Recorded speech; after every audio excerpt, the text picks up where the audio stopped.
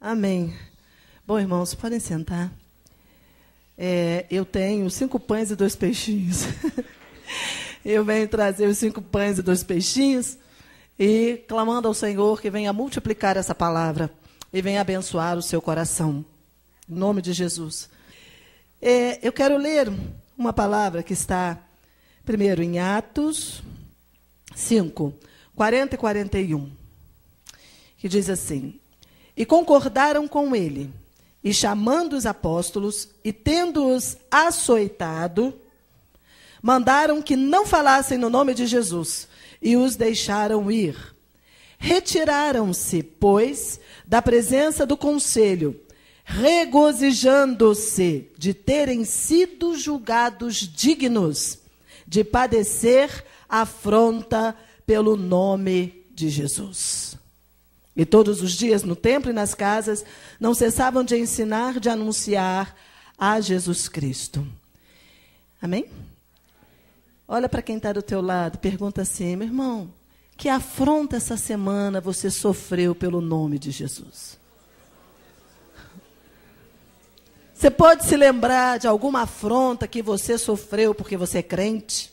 Porque você professa o nome de Jesus? Uma vez, um irmão que foi em viagem para esses países pelos quais nós oramos aqui, para estar com esses irmãos perseguidos, ele queria conhecer. E quando ele encontrou um senhor que pegava o seu pedacinho de Bíblia, porque eles não têm a Bíblia como nós temos, assim. Pegavam o seu pedacinho de Bíblia e aquilo, como um tesouro, ele guarda e lê e se expõe todos os dias aquele pedacinho de Bíblia. E ele chegou e falou para ele assim: irmão, que bênção você estar aqui. Irmão, me fala, que afrontas essa semana o irmão sofreu em nome de Jesus? E esse irmão que vinha da igreja livre, como nós, né? Nós cantamos, somos livres, eu sou livre. Será que nós temos consciência disso? E ele ficou olhando para ele e tentando se lembrar das afrontas que porventura pudesse ter passado, e ele não conseguia se lembrar de nenhuma. E ele ficou impactado e desafiado quando viu a vida daqueles irmãos, o ardor, o fervor, o avivamento no coração, amém? Quando viu o amor pela palavra. Tem outro que só tem um pedaço da história de José, mas ele não sabe o final. E o grande sonho, o desejo dele é conhecer o final da história de José. Porque ele lê aquela história todo dia, mas ele não sabe como terminou. Termina a palavra. Acredito que hoje, né? O desejo dele acredito que hoje, em nome de Jesus, ele já saiba como que terminou aquela história. E assim ele foi mais edificado, porque ele viu o poder de Deus na vida daquele servo, das páginas da Bíblia que ele creu. Amém? Então, eu quero começar falando, passando este pequeno vídeo, tá, pastor? Sobre as crianças colombianas. Prestem bem atenção, né, nesse vídeo. E depois eu vou falar só um pouquinho, prometo aos irmãos, né, para que nós sejamos realmente desafiados com este ministério, com isso tudo que acontece ao redor do mundo.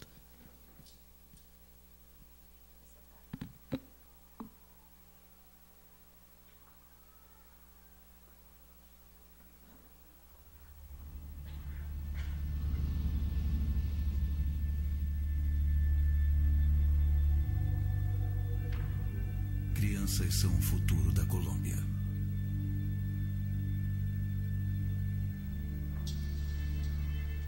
A Colômbia é um lindo país repleto de pessoas trabalhadoras.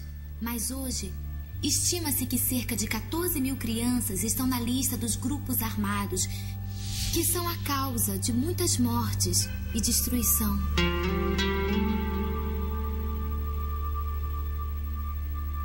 Muitas famílias cristãs são maltratadas, abusadas e perseguidas porque pregam o evangelho nas regiões controladas por esses grupos.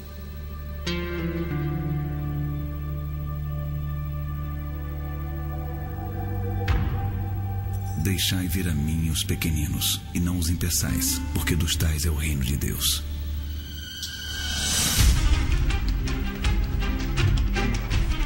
Um dia meu pai estava pregando, minha mãe louvando e minha irmã e eu brincando. Quando esses grupos ilegais vieram e levaram meu pai. Quando vi essas pessoas pela primeira vez, eu senti medo. Meu coração ficou aterrorizado. Nunca tinha visto pessoas vestidas de preto com armas e as crianças pequenas com armas. Fiquei com medo. Quando levaram meu pai, eles disseram que iam matá-lo. Fiquei muito triste e perguntei: meu Deus, por quê? Meus pais estavam em treinamento para se tornar pastores. Eles sempre me ajudaram com os trabalhos da escola, me aconselhavam e sempre me trataram bem. Fui até a casa de um vizinho e, quando ouvi tiros, fiquei assustada e corri para saber sobre meu pai e minha mãe. Quando vi minha mãe, ela estava deitada, mal respirava. Quando eu vi daquele jeito, tentei falar com ela, mas as pessoas não permitiam. E eu disse: deixe-me entrar, deixe-me entrar. E...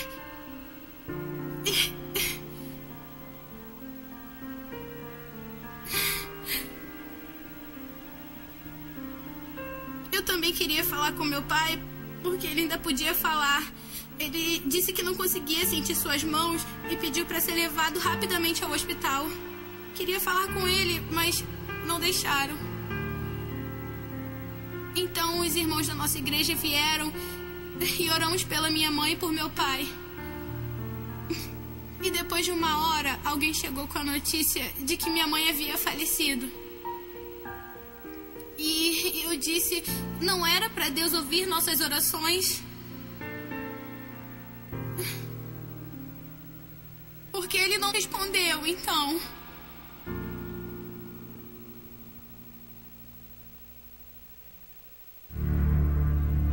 É realmente muito difícil para nós, crianças, nos mantermos fortes e fiéis a um Deus que está no controle de todas as coisas e nos ama de forma especial.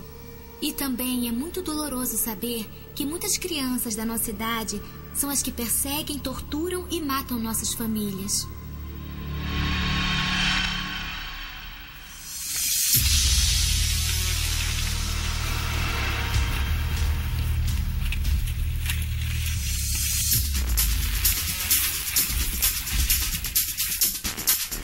Eu tinha 5 anos quando me encontrei pela primeira vez com um grupo ilegal.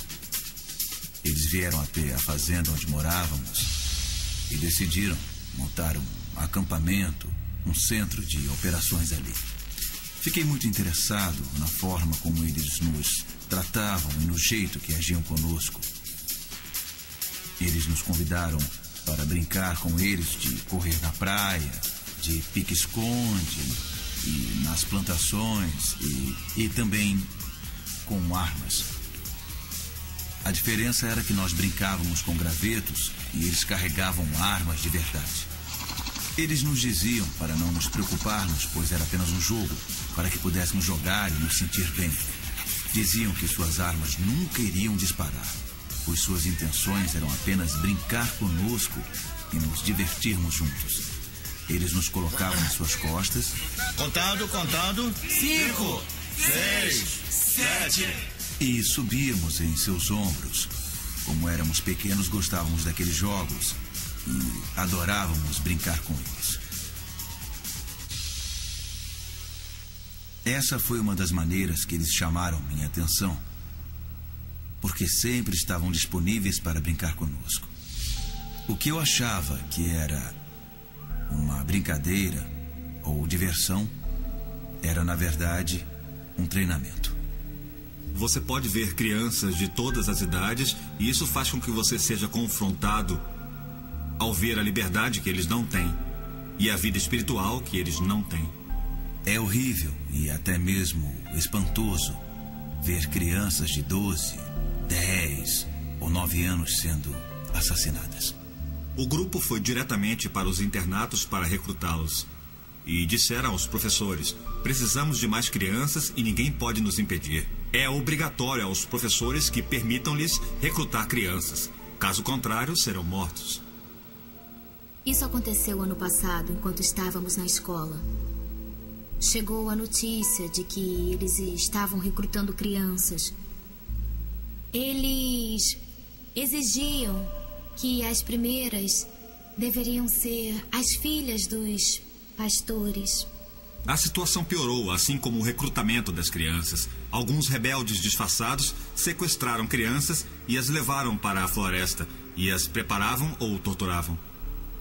Eu testemunhei minha primeira execução um dia com cerca de 7 anos. Era uma garotinha. Eu os vi cavando o buraco e também como ela foi executada. Pouco tempo se passou, talvez 2 ou 3 dias, quando houve outra execução. Dessa vez, eu mesmo cavei o buraco porque queria participar mais.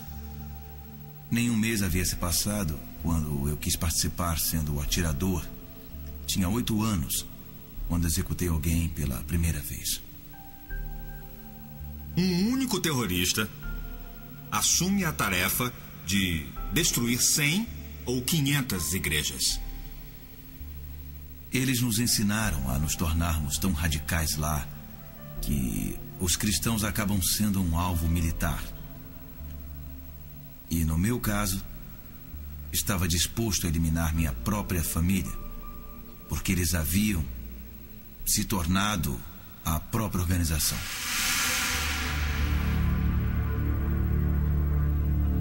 Para nós, é terrível viver em constante medo de sermos mortos ou recrutados por esses grupos.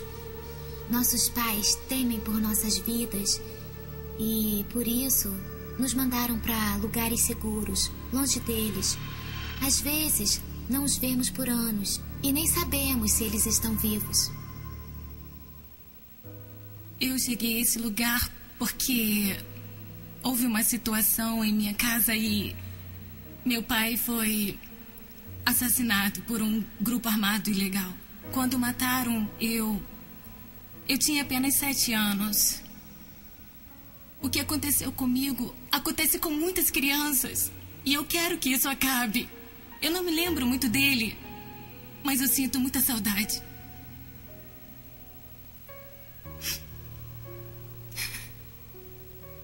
Às vezes, gostaria que ele estivesse aqui para me abraçar e senti-lo perto de mim.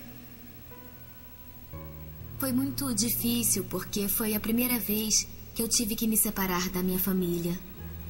Aqui eu me sinto segura, mas não podia ficar em paz sabendo que meus pais ainda enfrentavam aquela situação difícil. O que eu peço a Deus na atual situação é que, se meu pai tiver que morrer pela causa de Cristo, que não seja agora. Eu pedi a Deus que não o leve agora, durante a nossa infância.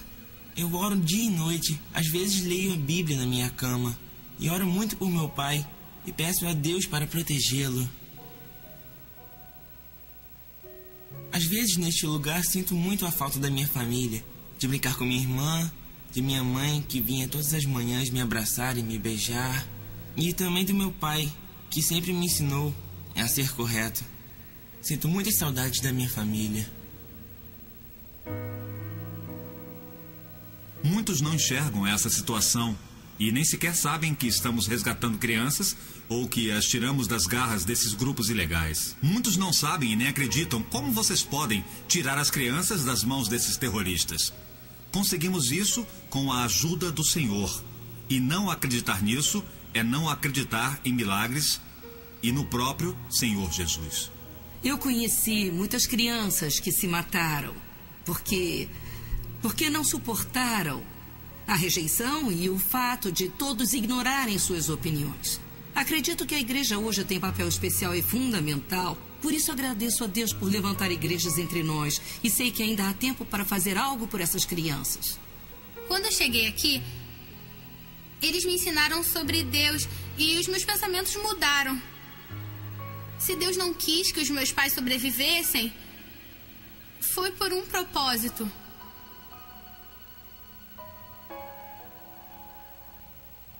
Eu os perdoo, porque às vezes fazem coisas sem pensar. Que Deus tenha misericórdia deles para que nunca tenham de viver o que eles fizeram com os meus pais. No passado eu queria matar minha própria mãe e meus irmãos. E hoje permaneço firme por eles porque sou seu pastor.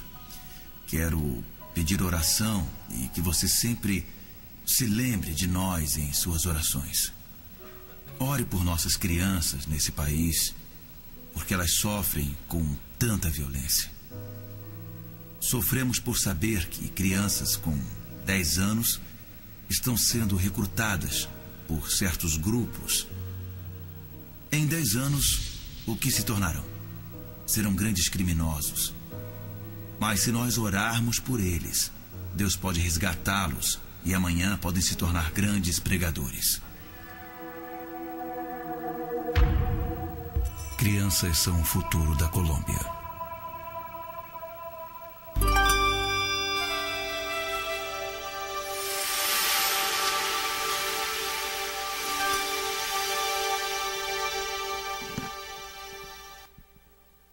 Amém, irmãos? Isso acontece aqui, num país do lado do nosso. Mas agora vamos olhar para o nosso país. Isso acontece no nosso país. Porque crianças estão sendo recrutadas por grupos armados do tráfico. Crianças estão com armas na mão. E onde está a igreja livre? A igreja que tem tudo na mão para fazer. Então, veja bem, 1 Timóteo 3,12 diz assim: e também todos os que piamente querem viver em Cristo Jesus padecerão perseguições. E 1 de Pedro, quero ler esse texto, 1 de Pedro 4.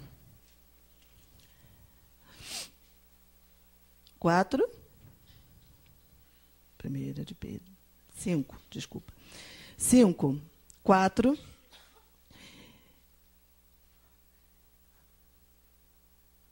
E quando aparecer o sumo pastor, alcançareis a incorruptível coroa de glória. Semelhantemente, vós, mancebos, sede sujeitos aos anciãos, sede todos sujeitos uns aos outros e revestivos de humildade. Porque Deus resiste aos soberbos, mas dá graça aos humildes. Humilhai-vos, pois, debaixo da potente mão de Deus, para que a seu tempo vos exalte, lançando sobre ele toda a vossa ansiedade, porque ele tem cuidado de vós.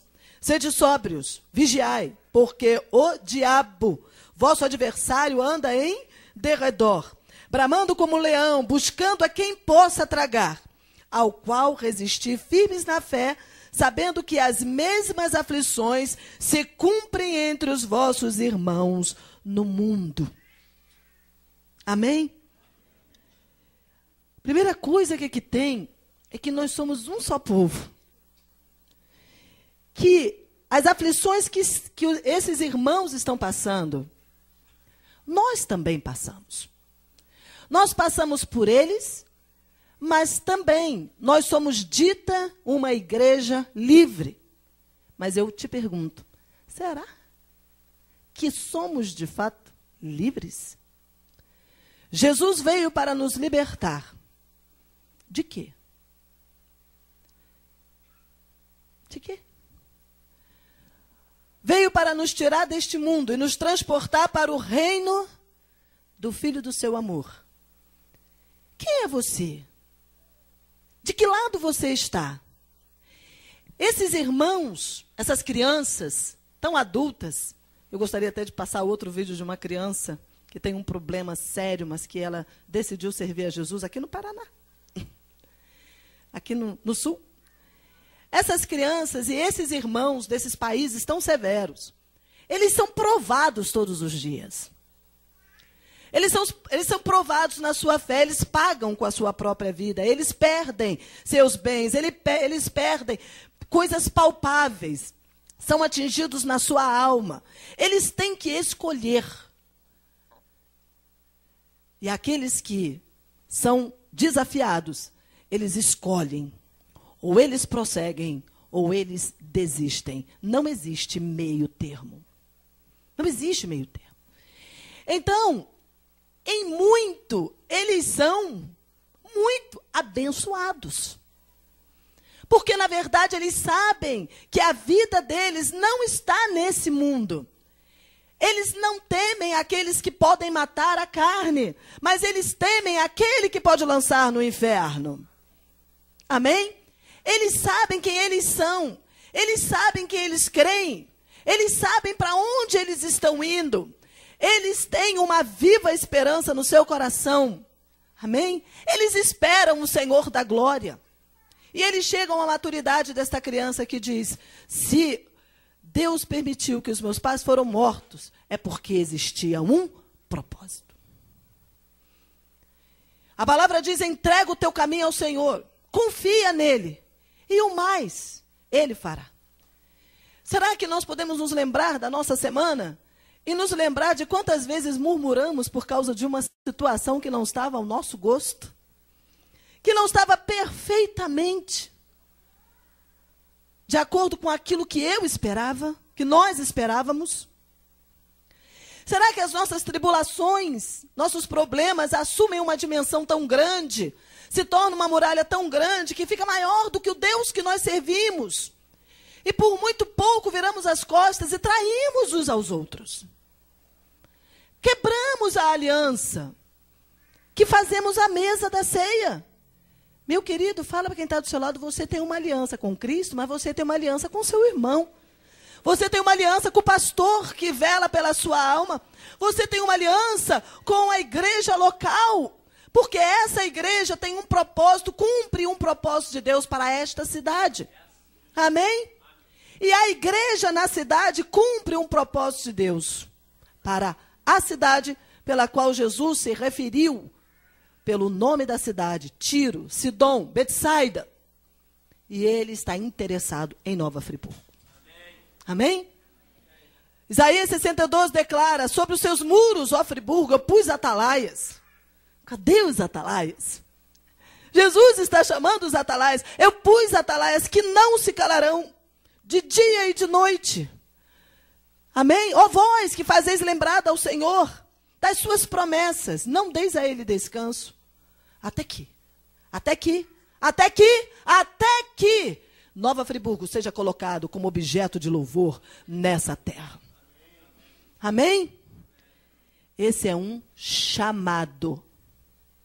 Isso é um chamado para a igreja, para aqueles que se chamam pelo nome do Senhor. Isso é um chamado para aqueles que receberam Jesus como Senhor e Salvador da sua vida. Amém? Para este rebanho, para todos os rebanhos que estão espalhados nessa cidade e em todas as cidades e nesta nação. Porque a nossa vida não é aqui. Não é aqui. O que está você correndo atrás das benesses desse mundo? O que está a igreja? Está a igreja brigando por postos de autoridade nessa nação? Se Deus os colocar, amém, é propósito. Mas o que tem a igreja de buscar as riquezas, os reinos que Jesus refugou? Ofereceram para Jesus. Satanás ofereceu os reinos desse mundo? Ofereceu tudo. Se prostrado, ele o adorasse. Ele daria tudo. Nós estamos com um grande problema, irmão. Porque nós somos uma igreja livre. Nós somos uma igreja que podemos empunhar a nossa Bíblia, andar com ela, nos arrumarmos, botar a melhor roupa para vir ao culto, louvar, adorar ao Senhor junto com os irmãos, de ouvir um abençoado, um louvor com instrumentos alto. Podemos clamar, podemos louvar, podemos adorar, podemos saltar de alegria, como disse aquela canção. Todas as coisas nós podemos. Nós podemos sair e pregar o evangelho, orar por quem quer que seja. Podemos estar na praça, como estamos na sexta-feira, 18 a 19 horas, ali, ao ar livre, à frente daquele coreto, à frente daquele shopping, elevando uma oração a Deus, clamando ao Senhor para que Ele faça uma intervenção nessa cidade, porque precisa. Porque essa é a trombeta que Deus está soando.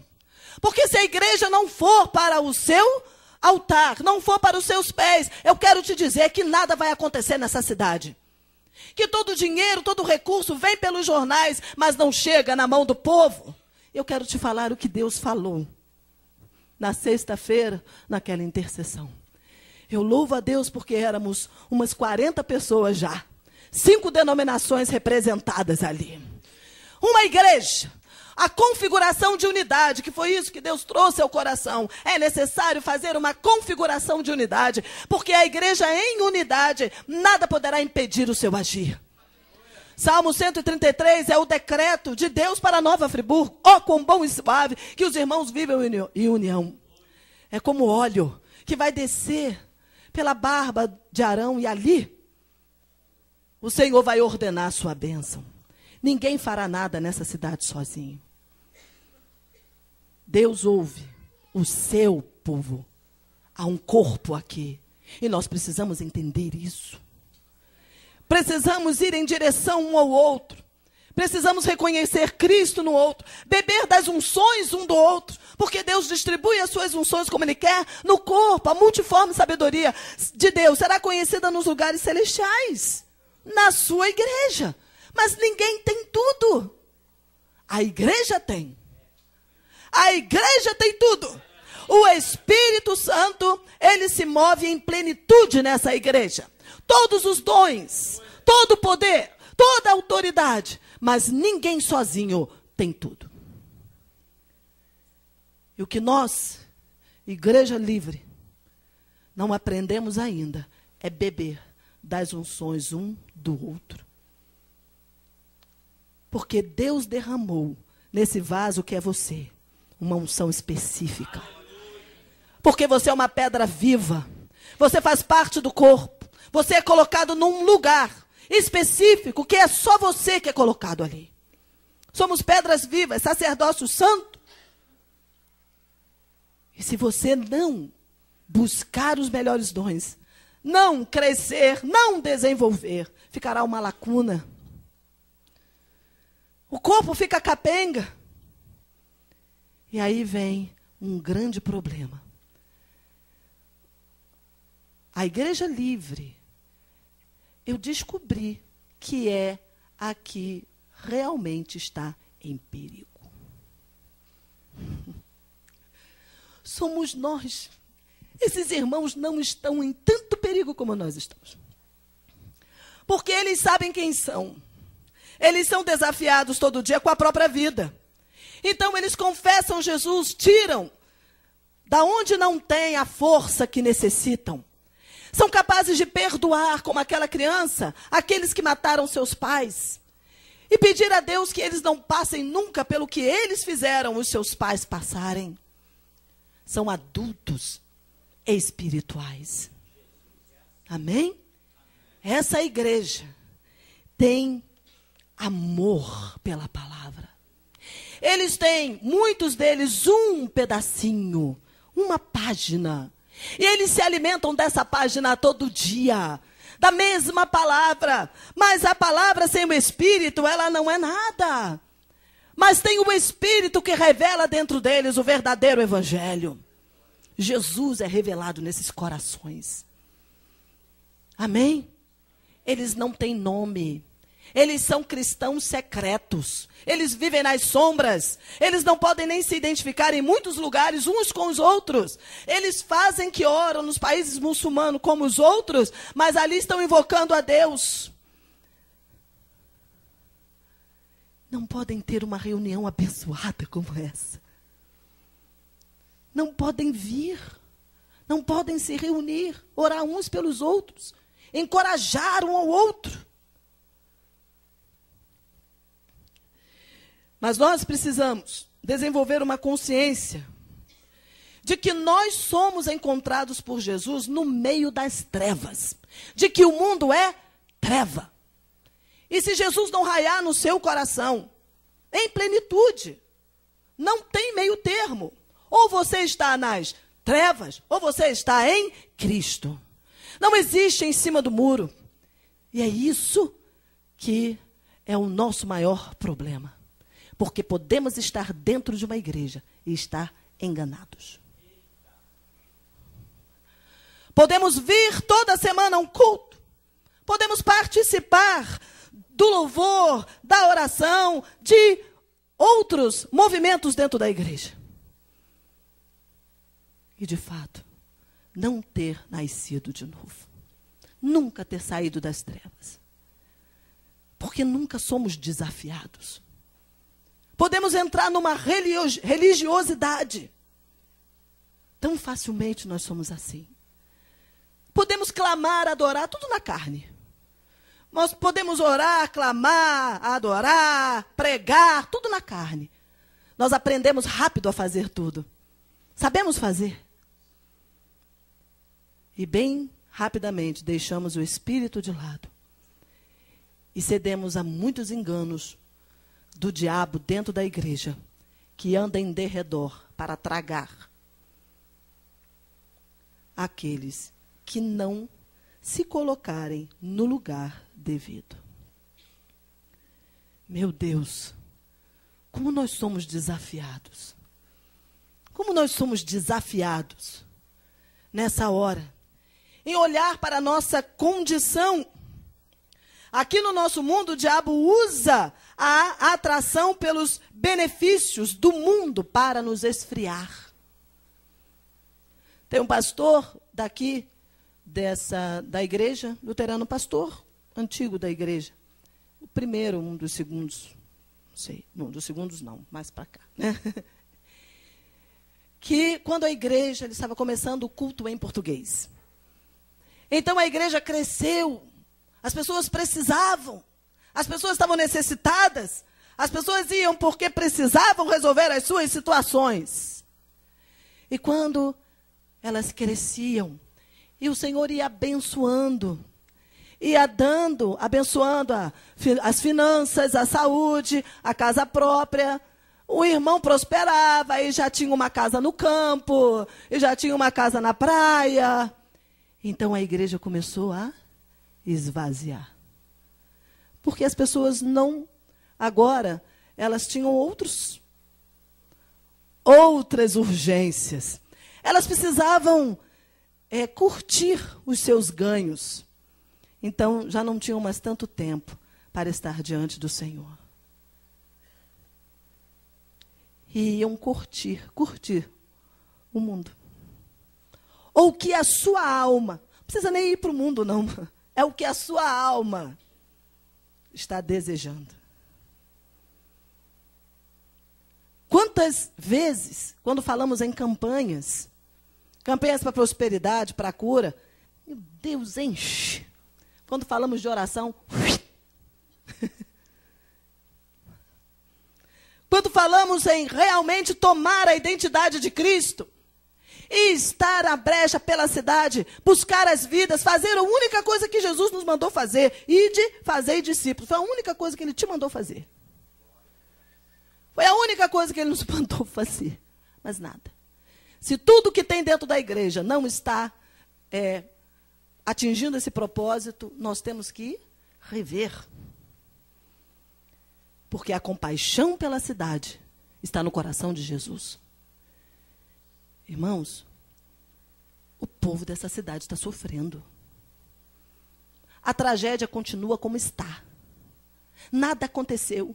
O dinheiro não chegou. Não foi revertido em estruturação para a cidade. Não chegou às pessoas. Não chegou às encostas. Não há obra. Não há coisa alguma acontecendo. Irmãos, há uma luta pela posse dessa terra. Nos nossos espaços aéreos, só figurão está passando. Diga, toda a verdade é paralela. Na semana passada, o presidente do Banco Mundial andou sobrevoando aqui.